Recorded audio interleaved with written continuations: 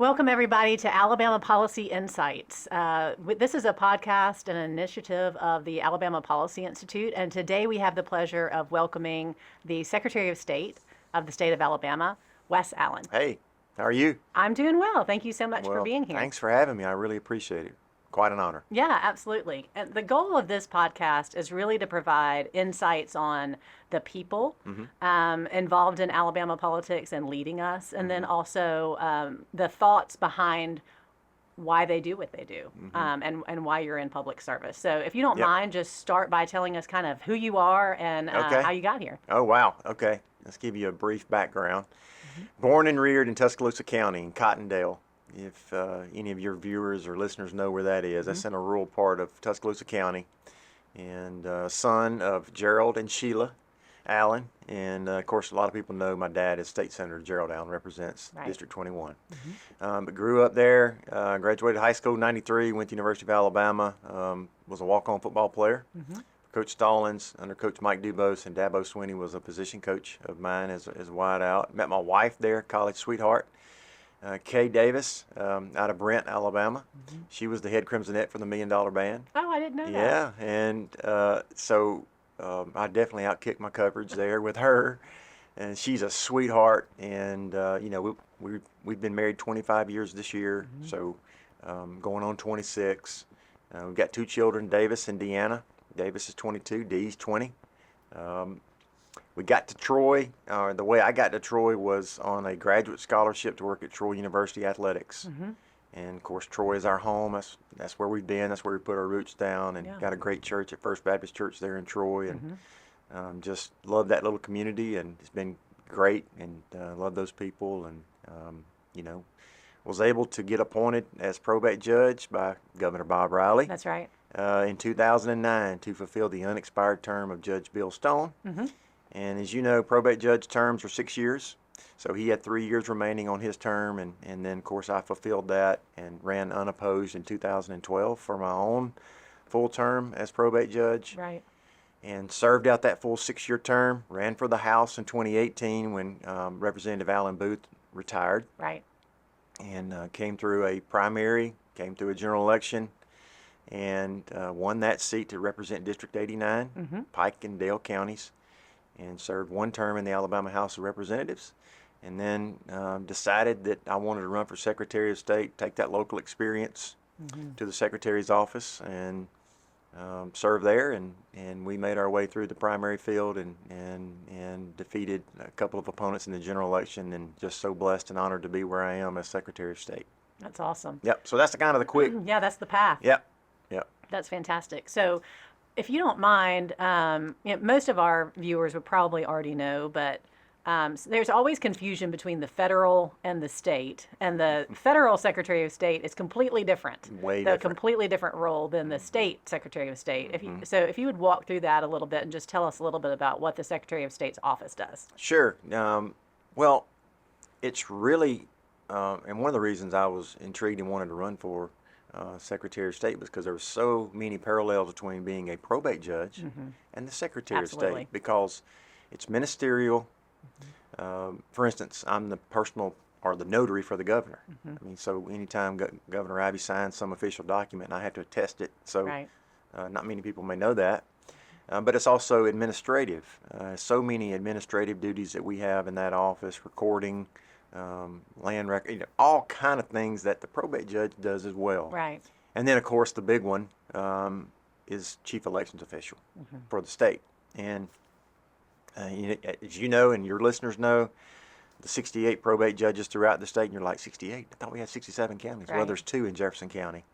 So they're the chief elections official for their particular county. So, and what better experience than those probate judge days of, appointing poll workers, training poll workers, getting the ballots ready, zeroing out all of the tabulators, going to all the precincts and checking the poll workers during election day, being there at night when the unofficial results come in, being the last one to walk out of the courthouse, lock it up when Right. the unofficial results are in at the night, and then to transfer all of that and be able to take that experience to the Secretary's office, I think was invaluable, because when I get a call from a probate judge from somewhere in the state and they say, hey, Wes, we got this little issue with this, that, or the other with our elections or whatever it may be. Right. It's not some foreign language. I understand because I've been there and I've done it. And so it's been really enjoyable for me to work alongside so many friends that I had in that organization, in the Probate Judges Association, to work alongside the circuit clerks who are absentee election managers, to work alongside the sheriffs, and to work alongside our board of registrars.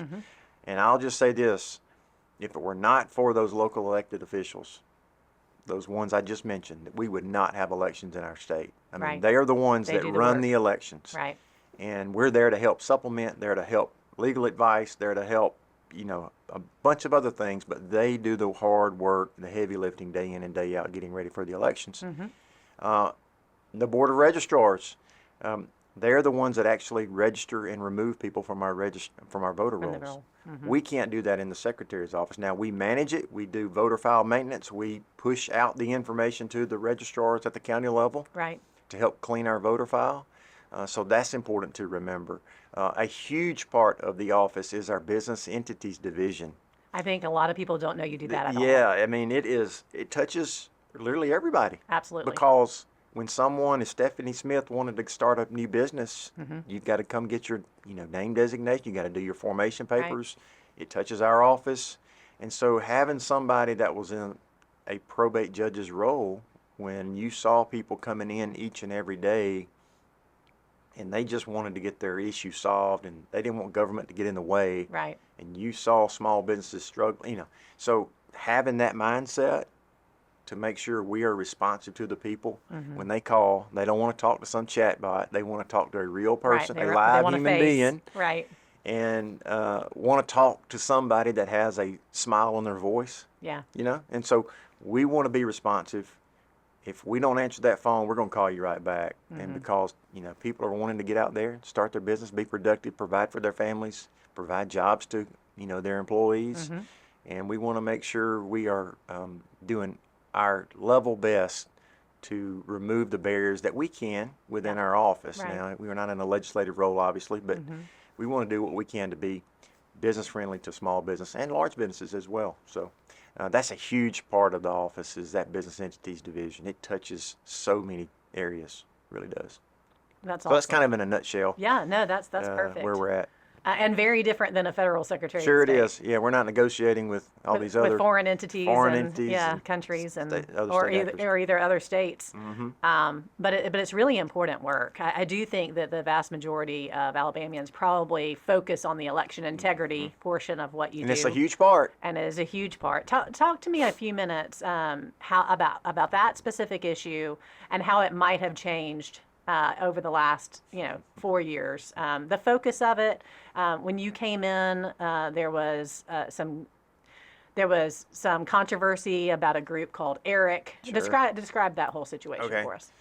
So yeah, over the last 5 years now, it's hard to believe. Yeah. Since 2020, when we saw what happened in 2020 around the country, not necessarily in Alabama, because we've got good policy in place that protects Alabama and protects our elections. Right. There was a lot of eyeballs kind of watching these offices and Sure. a lot more scrutiny on who, is getting elected around the country, the policies being put in place. But my legislative background, I was able to advocate to be able to pass, several good pieces of legislation Right.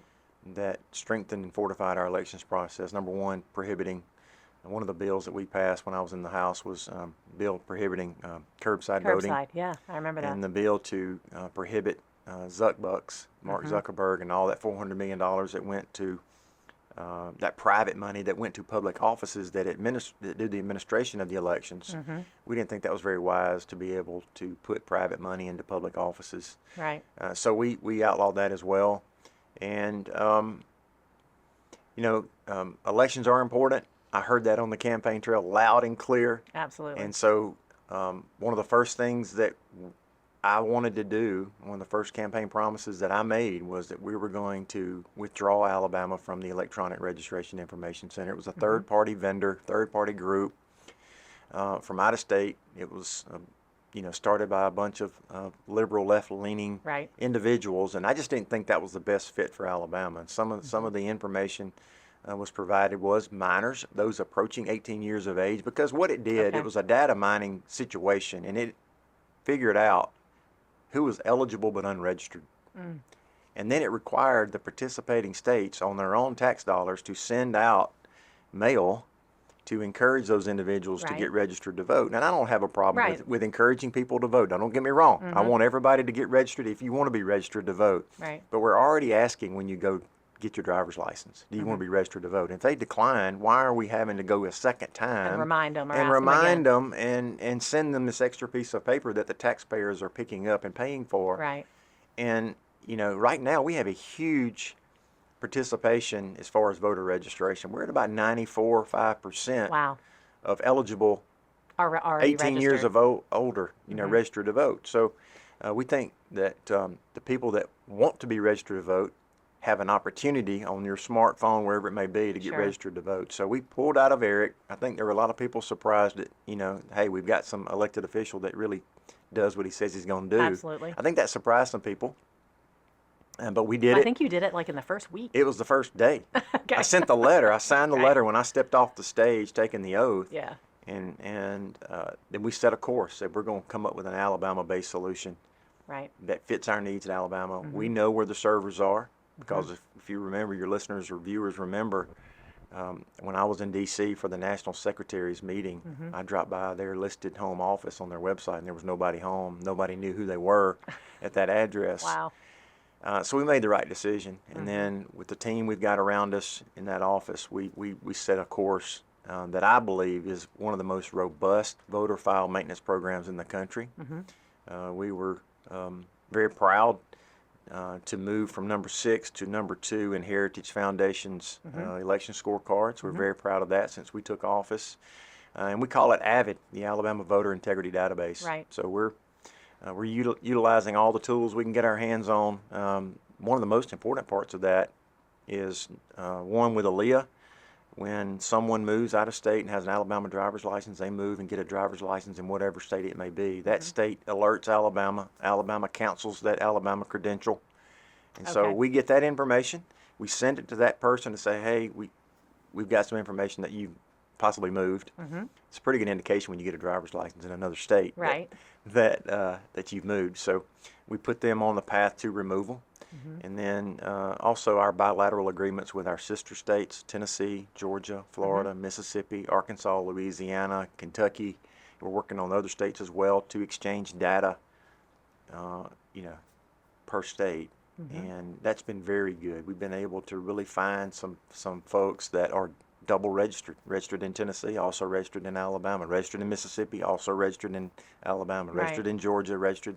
So we were really cleaning up a bloated voter file that we inherited and that we when we came into office, and so we're really pleased where we are on that, because voter file maintenance is the foundation of election integrity. Because if you don't get your voter file right, it can get off in a ditch in a hurry. Yeah, and I imagine some of those are probably innocent folks that moved and just didn't do their paperwork the right way. Didn't remove themselves, and that's what we send them. Say, please remove yourself from the voter file, and a lot of times they do, and so it's been good. But having a clean voter file allows you to know what I think most people want, which is everybody wants people to vote that are eligible to vote. They don't want people who are ineligible to vote to cancel out their vote. And there was a little bit of a dust up about nationwide about illegal immigrants voting. Is that something that you dealt with, and how has that been a problem in Alabama or no? Well, we set a course to ask the United States Citizenship and Immigration Services for their official list of legal non-citizens, the people that are here legally. And of course, we're still wrapped up in a federal court case now, so I got to be careful kind of what I say. But they declined our question, our request several times to give us that, so we could make sure we're just doing daily hygiene on our voter file. I mean, we brush our teeth every day, we wash our hair and face every day. It's like daily hygiene. That's what we want to do, and only American citizens should be voting in our elections. Plain and simple, common sense. And that's what we want. We just want to make sure that, only American citizens are participating in our elections. And I don't think that's some radical idea. Do you? I mean, I just No, think I think that's that's what most people expect. logically think should happen. So now with the Trump administration in, I think that we're making headway Yeah. To make sure that we clean and have accurate voter file as it pertains to any potential non-citizens. Right. That's great. Yeah. And then the other thing that your office really worked on elections-wise was last legislative session on the absentee ballot. Or I guess it was a couple of legislative sessions. Sure, yeah. But was a heavy lift. successful getting that over the line really early last legislative session. And my sense, and this is my gut, is that most of the fraud nationwide, but especially any fraud that we're seeing in Alabama is really from that area, is from the absentee ballot harvesting. So would you just kind of describe what that is and what your office did to stop it? Sure. If you look back at history, where most of the fraud happens and where most indictments come from and most convictions come from, it's in the absentee orbit. Even our opponents of the bill said that in open hearing in the Senate last year. And so or 2 years ago, whenever it was, because we had it 2 years. Yeah. It took 2 years to pass this thing. Right. But we recognized that there was paid political activists putting, a lot of money was changing hands. And to influence and manipulate the absentee process. And I want everybody to hear me, and I say this when I speak. Absentee voting is important, and we've got to keep it. Right. But we've got to be strong and smart about it and protect it, because a lot of people depend on it. But the last thing that we need are these paid political activists are going door to door, going to wherever, and they're trying to manipulate these races, these local races, state races, federal races. And so we wanted to make sure that no one could distribute or hand out or collect or pre-fill these applications. The application is where it starts. Okay. Because right now we've got a really tight on ballots and who can return the ballots and who can fill out, all of that. With the ballot was really strong. Right. But it was around the application portion of the absentee process where we Right. really needed to tighten things up. And really proud of the legislation. It's withstood some federal lawsuit on 5 of 6 counts. We've got 1 count still Hanging sitting out there. Yeah. But we've got a really strong set of facts, I think, to land the plane in that federal lawsuit. So we've got there's 2 indictments out there, one in Clay County, there's one in Mobile with absentee fraud that's sitting out there.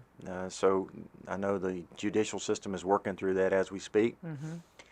So yeah, it was exciting to be able to finally get that across the finish line early on last session. Governor Ivey signed it into law, and then everybody was like screaming that we're trying to suppress the vote. That's not the fact at all. Right. Matter of fact, absentee voting increased from. Did it? That's interesting. Yeah, it increased. If you look at 2016, there was about 87,000 absentee ballots that were cast.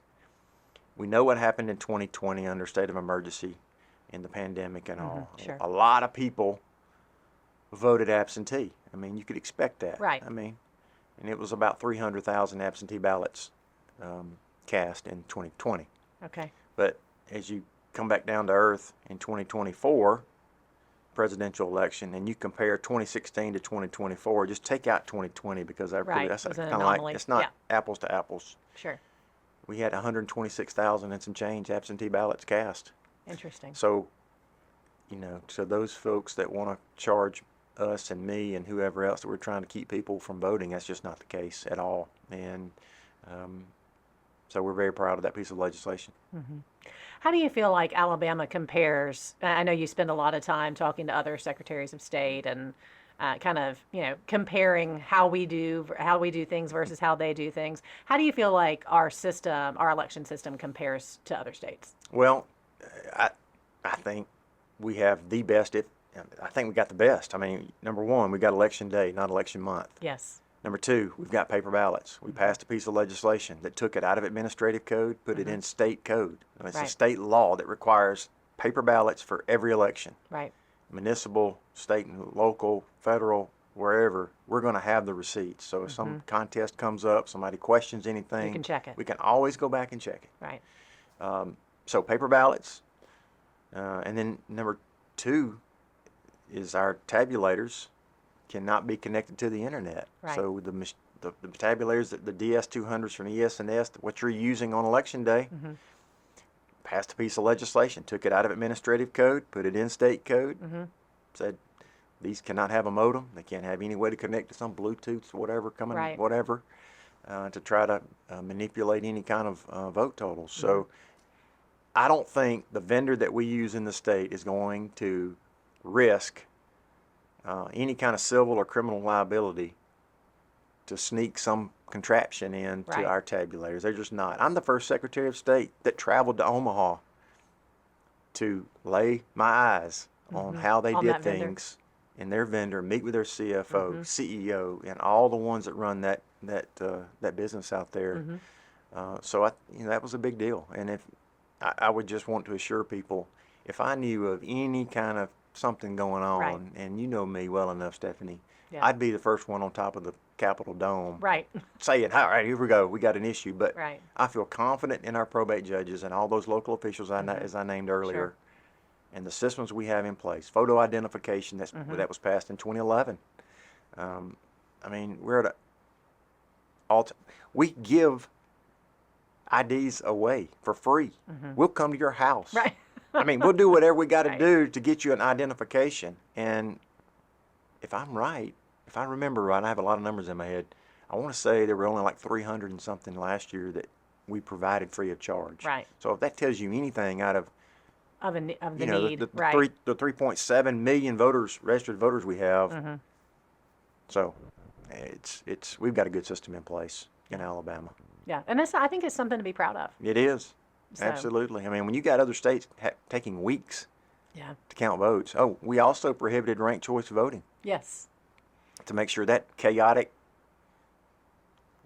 way to count ballots never comes into Alabama, Yeah. because you saw other states, there was one particular other state that has ranked choice voting, and it took them weeks. Oh, it's a mess. It's an absolute mess. I think the way we do it is correct. In our primary runoff system, it focuses the voters on those last 2 people in those contests. So Right. glad we got rid of ranked choice voting. I am too, and it's funny.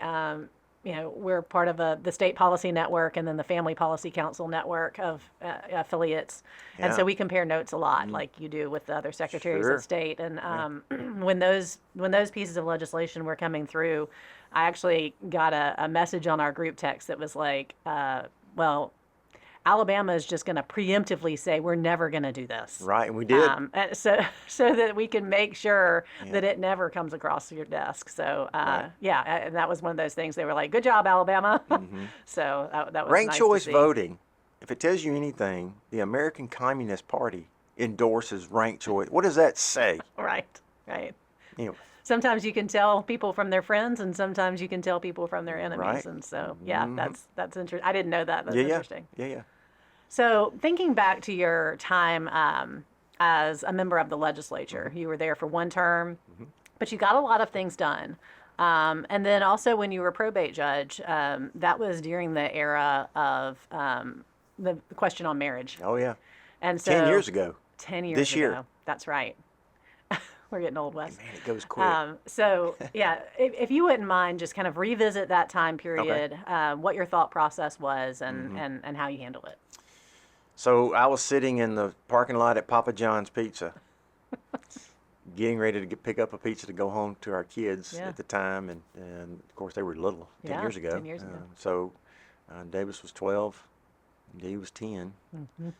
Yeah. And I'm sitting there scrolling through Twitter on the headline, or X, and federal judge in Mobile strikes down Alabama's laws that define marriage as one man and one woman. And I'm Right. like, what? And as your viewers and listeners know, the probate judges in the state at the time issued marriage licenses Right. and performed ceremonies, and I did that all the time. And I had a, I had a faith-based scripture in the ceremonies that I performed, for a lot of people Right. that came through the Pike County Courthouse.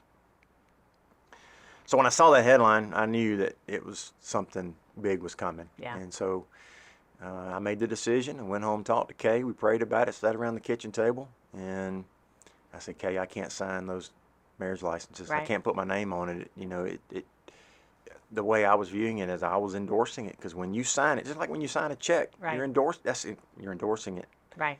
And you know, my deeply held religious belief, you know, the way I was raised, my faith in Christ, the way I was taught, you know, I just wanted to defend marriage between one man and one woman. And so I came out early on, me and like 3 other probate judges at the time. There was 4 of us initially that said we're not signing it. Right. We're just not going to do it. So we took our counties out of the marriage business at the time.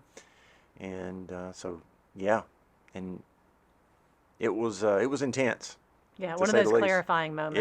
It was one of those situations that, you know, the people of Pike County elected me because of the person I am and the deeply held beliefs that I have, and you know, I was not gonna run from that fight. You know, there's some things you just cannot run from, and that was one of them that I decided I'm not going to do this. So Yeah, and so that was in that role, and then when you were in the legislature, you also were instrumental in the constitutional carry, yeah, and also the Human Life Protection Act, yeah, and also VCAP. VCAP. Oh So yeah, that was a those big are one. some heavy lifts. I mean, just to describe those to our listeners. So, constitutional carry bill is literally, you know, a bill that asserts our constitutional right on the Second Amendment.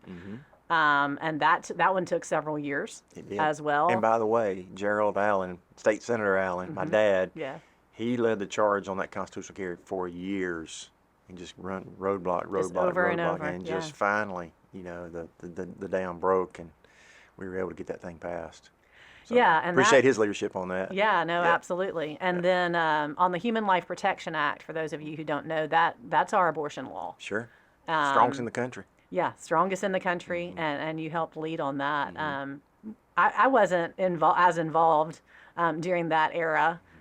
So do you mind just describing the landscape of how that came about? Well, yeah, no, it was at the time Roe was still, you know, in place. the opinion of the court, and so it was quite the fight there, and a lot of protest, a lot of pushback from a lot of different people in the State House, and again, just like that marriage question, this was, and I said it at the well, I can remember, this is why we're here, to take on questions like this, to Right. protect babies, to protect life, and this is why I believe why I was sent here, to take votes just like this, and it was an easy vote for me Right. to take, and so yeah, it was quite the experience, you know, taking on that issue, but appreciate the legislature taking a firm stand, getting ready for when Roe was finally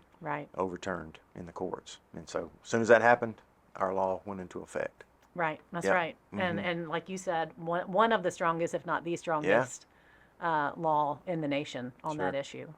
And then VCAP for those of y'all who don't know what that piece of legislation is. It's protection of minors from gender altering drugs and surgeries. Yep. And that seems like a normal thing to talk about now. Sure. It wasn't at the In time. 2024 and 2025, but at the time, there was a lot of argument that, you know, people who were advocating for that were making up a problem.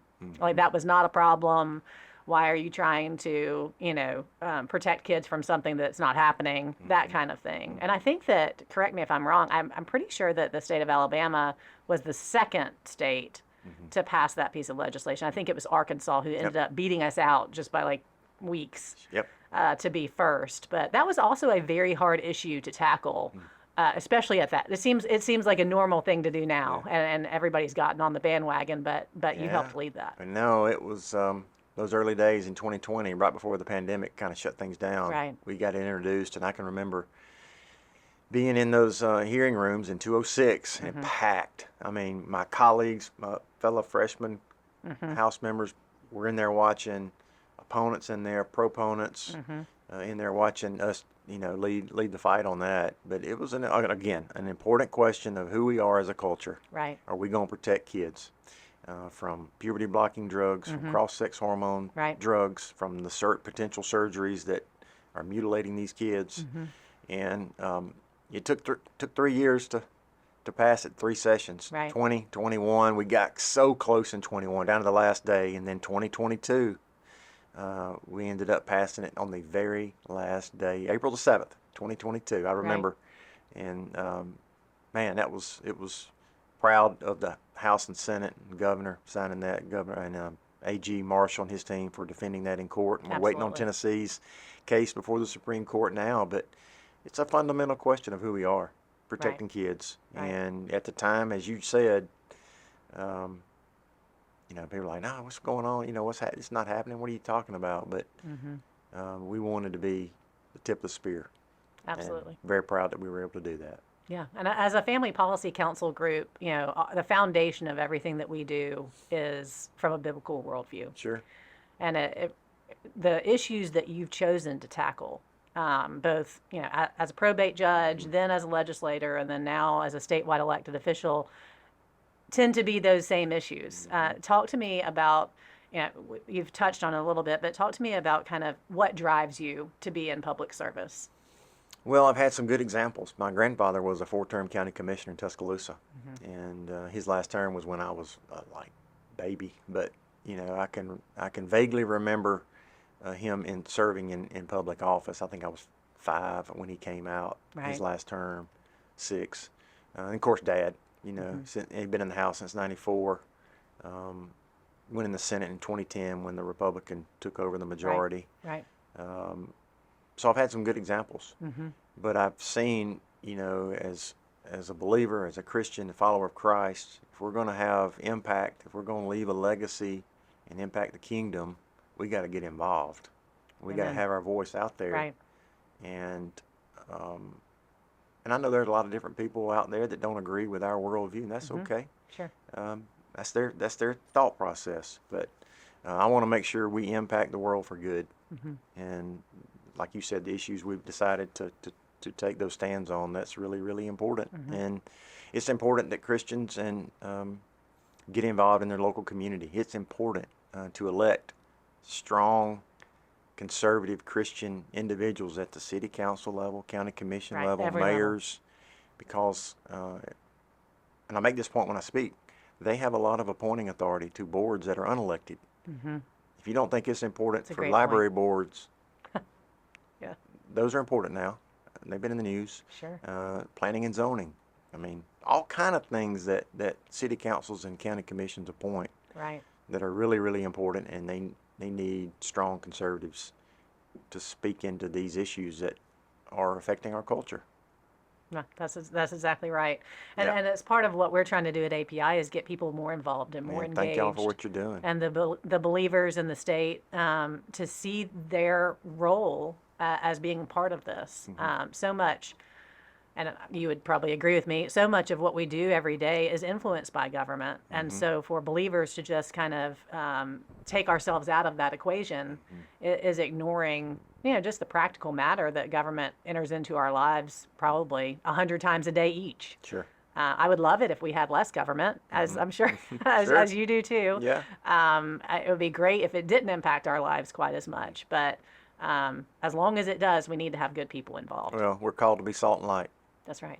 As believers, and we want to make sure we make a good impact on our communities. And that's what kind of drives me. I want to fix things. I want to build stuff. I want to make sure that sometimes conservatives get this bad rap. We just want to tear things up and blow things up. That's not the case. We want to build things. We want things to be better. Right. And at the end of the day, I think that's what drives me. I want good things to come out of our government. Right. So that's why I get up and go to work every day. Yeah. Take care of people. That's great. Yeah. So you made an announcement this week. Yeah. About your future, about your future plans. So talk to us about that and what's next for you. Yeah. So I announced that I'm going to be seeking the Republican nomination for lieutenant governor in the 2026 cycle. Right. And, you know, like I kind of touched on earlier, every step of the way, I mean, you just think about it, Stephanie.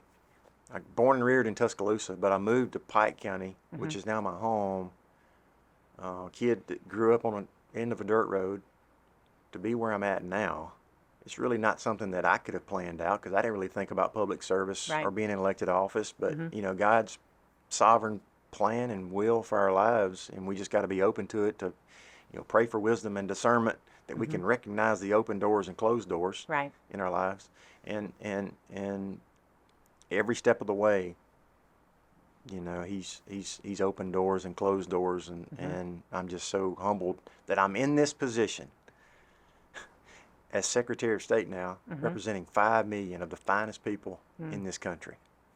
And I want to take that local experience from the probate judge's office, those same values that I've served with in the State House, same values I'm serving with now in the Capitol, and that what we've talked about here, you know, in the last few minutes, to the Lieutenant Governor seat, because I think that's an important role for our state. It is. You can really give voice to a lot of different issues and lead out. And I think our experience just speaks for itself. Our track record is pretty clear. And I think we're in a good position. Looking forward to this campaign as we move ahead. So yeah. Well, in 2026, just for our viewers and listeners, is the time when all of our statewide elected officials are up for election if they're not term Sure. limited. Sure. Our current Lieutenant Governor is Will Ainsworth, who is term limited. He's term limited. Let me just say that. Right, He's right. term, not running He's his term will. limited and Governor Ivey. likely Yep. running for a higher office. Governor Ivey is term limited as well. And so those statewide offices are up for election, and then also the entire legislature is up for election. So, you know, it's kind of a fruit basket turnover time, especially this 26 cycle with so many people, so many of our current elected officials being term limited. So it should be an interesting campaign cycle to be running for something new. Sure. For you, and but you're not new to the campaign season. It's a big state. Yeah, it's a big state, lots to cover. But you know, running for a higher office from the Secretary of State's seat, you know, is something that just makes sense. Sure. So No, appreciate it. we appreciate your willingness to serve Thank you. and serve the people of Alabama. And can I say one more thing? Sure, of course. When I was a probate judge, this gentleman came in, and he had some issue that he was dealing with, and we were trying to help him solve an issue. But he was a guy that wears jeans to work, Yep. wears boots to work. A real works on Alabamian, you mean? Yeah, like just Yeah. he's just a solid guy, young family, owns his own small business, works on a piece of heavy equipment, builds things like what we just talked about earlier. Right. And he left. I came back in. He was sitting on the other side of my desk, but there was this mud Yeah. off his boots. And I got to reflecting as we was vacuuming that up and over the next several days about what the mud represented. It was his life. You know, that's really was seared into my brain. And as I interacted with folks every day, that mud represents taxpayers. And that mud represents that Real work. real work. Yeah. It represents the taxes that go into fund government, and that we work as elected officials for the taxpayers and not the other way around. Absolutely. And whatever issue, when they came in that courthouse, they were dealing with that day, that was what was most important to them. And as elected officials, we can never forget that. We need to help them solve that issue and to put in place good policy that gets, as much as we can, pull government out of the way and go let them work hard and be successful. Right. And that's what I want to do. That's well said. Yeah. So Well, we look forward to Appreciate it. seeing where your path goes. thank you. So Thank thank you, you for Stephanie. being here. Thank We you. appreciate it so much. Appreciate guys. what y'all do. Thank you. Thank you. Thanks so much. Yep.